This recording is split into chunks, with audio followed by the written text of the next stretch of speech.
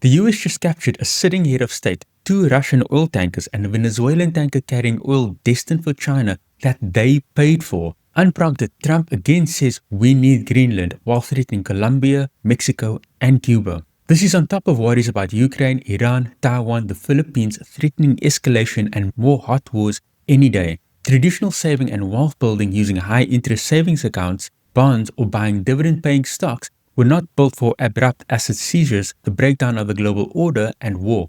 In this video, I'm going to give you 5 reasons why 3 safe investments are now pulling you down by highlighting one undeniable way the world has changed forever. I'm Emlyn, and I'm fortunate enough to have retired at 40. Multiple 5 to 30x stock picks changed my life. Now, I'm not a financial advisor, and this isn't financial advice, it's guidance. Part 1. The changing global order. The truth is, your parents' generation enjoyed a world that was remarkably stable and growing for decades. That's been replaced with instability from 1. Tariffs. President Donald Trump took US tariffs on imports last year to their highest level since World War II. The abrupt and widespread nature of the reciprocal tariffs imposed caused a market crash so vicious he had to walk back a lot of it. But we still have US tariffs at the highest level since the 1930s, and a lot of damage has been done. 2.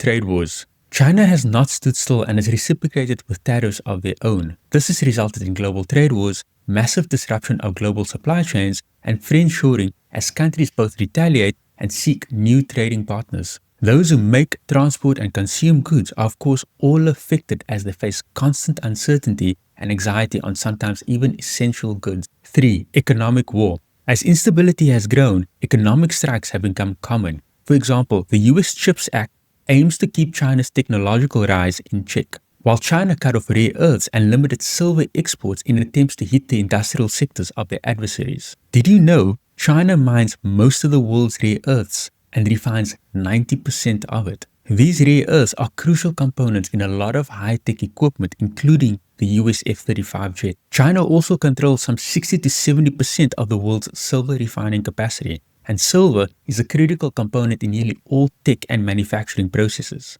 That includes nearly all electronic devices. So the seriousness of these moves should not be underestimated. 4. Rising geopolitical conflict. What I've discussed so far already constitutes major geopolitical conflict. But geopolitical conflict is escalating even further into new Cold Wars and hot wars as the US captures Maduro, puts a naval blockade on Venezuela, and demands their oil.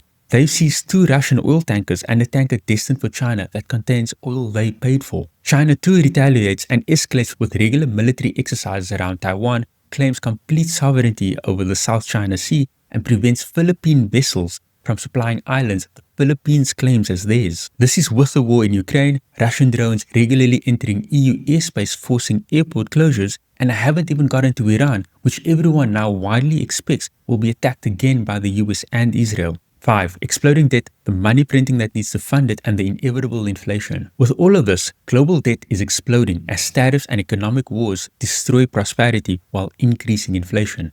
Also, militaries and the wars they are fighting need to be funded. How the funding of militaries directly destroys prosperity and increases inflation is best summed up by a quote from former US President Eisenhower. Every gun that is made, every warship launched, every rocket fired signifies in a final sense a theft from those who hunger and are not fed, those who are cold and not clothed. This world in arms is not spending its money alone. It is spending the sweat of its laborers, the genius of its scientists, the hopes of its children. Part 2. The safe investments that will cost you. Considering how global instability is the new norm, here are 3 safe investments that will likely cost you in the future. 1. Bonds. Government bonds like US Treasuries only ever really worked in peacetime when government finances were managed well. Considering that US debt is already astronomically high at $38 trillion, growing at over $2 trillion a year, and the Fed is returning to money printing, this is clearly not going to end well. And Trump just called for a 50% increase in military spending in 2 years. Clearly there is going to have to be a lot of inflation to inflate the debt away as the US can't ever pay it back. Also, did you know that during World War II, the US government borrowed at an average rate of 1.7%? Barely 2 years after the war, inflation hit a high of 18% in 1946. All those people who bought bonds during the war lost most of their money to inflation. The same argument can be made for large parts of the world. Europe needs to rearm and have already said they will be spending over 1 trillion euros doing it. This is in addition to the arms they're buying from the US and passing to Ukraine. And the debt levels are already very high. The same argument can be made for the UK. And so if you had hoped to keep your money in safe bonds to get a steady return, look at where the world is. You are guaranteed to lose money over the coming decade. 2. High interest savings accounts. The same arguments for bonds apply to high interest saving accounts. That's because interest earned on saving accounts has a direct link to a country's bonds. And saving accounts paying you more comes with more risk. For example, it's often from an institution that is not well trusted as mainstream banks. 3. Dividend-paying stocks. The problem with dividend-paying stocks is that they are typically backed by companies that have been around for a long time. And it's the older companies that are most vulnerable to the changing world order. That's because over time, most companies inserted themselves into global supply chains and became dependent on them in some form. Most also try to sell their products to consumers across the world, so they're getting squeezed from both ends. Just think of the companies in the US who for decades traded freely across the border with Canada. Now they suddenly have to deal with destructive tariffs. But who could blame them?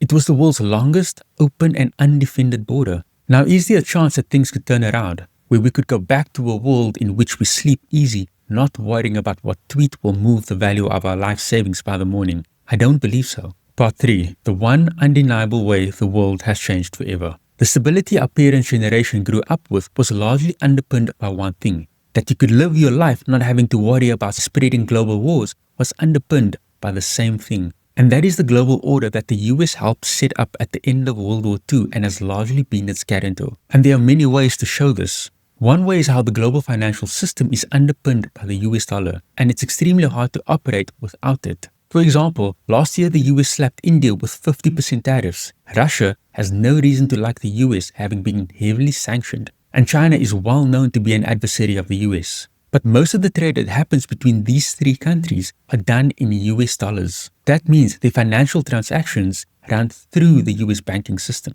So a lot can be said of the system the US set up when even their adversaries are so dependent on it. The IMF, WTO, World Bank, NATO, and even the UN and its Security Council, the US was instrumental in setting all of this up at the end of World War II and retained enormous influence. And if anyone stepped out of line, well, it had its military to set things straight. This world has now come to a permanent end as the US focuses purely on its own interest. German Chancellor Friedrich Merz, not sure how you pronounce it, sorry, Germans, recently acknowledged this in a speech to his European colleagues when he said that Europe is on its own.